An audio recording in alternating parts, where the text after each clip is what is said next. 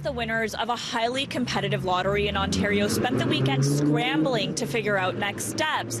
They beat out thousands of applicants, winning the chance to open one of Ontario's very first retail cannabis stores, but not before submitting a $50,000 letter of credit, a $6,000 non-refundable fee, and a full business plan. All of this due by Friday. We caught up with one of the winners earlier today.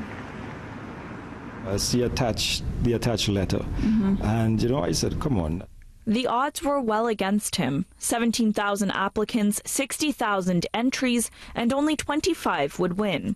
So when the news first arrived in an email to his inbox, Clint Seukeran didn't believe it. I thought it was a joke. I thought it was some spam that was being sent out. But after I discovered it was actually real, I was just elated. I was so happy. I felt so lucky to be one of the chosen ones to participate in this new movement. He now has the chance to open one of the very first cannabis retail stores in Ontario after his name was randomly drawn in a provincial lottery.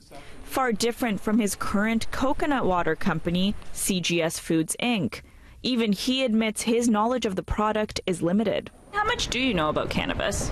Not that much at all. So why did you decide to apply in the first place? Well, I currently run a business which is based around health foods and natural products, and I thought the new marijuana movement was sort of in line with that. So, that was basically it, a sort of an extension to my current business as a way to, again, complete my mission in bringing healthy foods, healthy products to the population. Some have criticized the province for allowing anyone with just $75 to apply after capping the number of licenses to just 25, voicing the concerns that none of the well-established, experienced cannabis companies in Ontario even made the list. But Seukeran says inexperience is actually working to his advantage in this case. I feel blessed that I have no knowledge of it before, because now I'm very open to being assisted from the experts who do have that experience and who do have that qualification to guide me. So I would submit that to them. So that in that way, I think I'm armed to really succeed.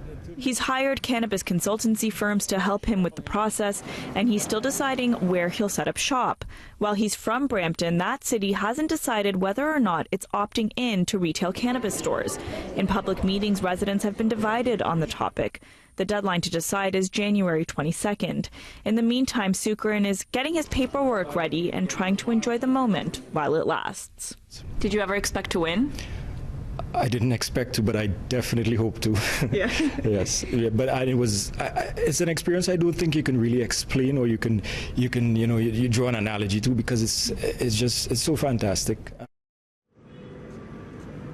Seukeran is one of the 6 winners in the GTA region. So if Brampton does opt out, what are his options? Well, a lot of municipalities have already opted out, including Mississauga, Markham, and Richmond Hill. But there are still a lot who are undecided. Barrie, Hamilton, Milton, Newmarket, Oakville, Pickering, and of course Brampton. Those are just to name a few. So there are still a lot of options on the table. And again, that deadline is January 22nd.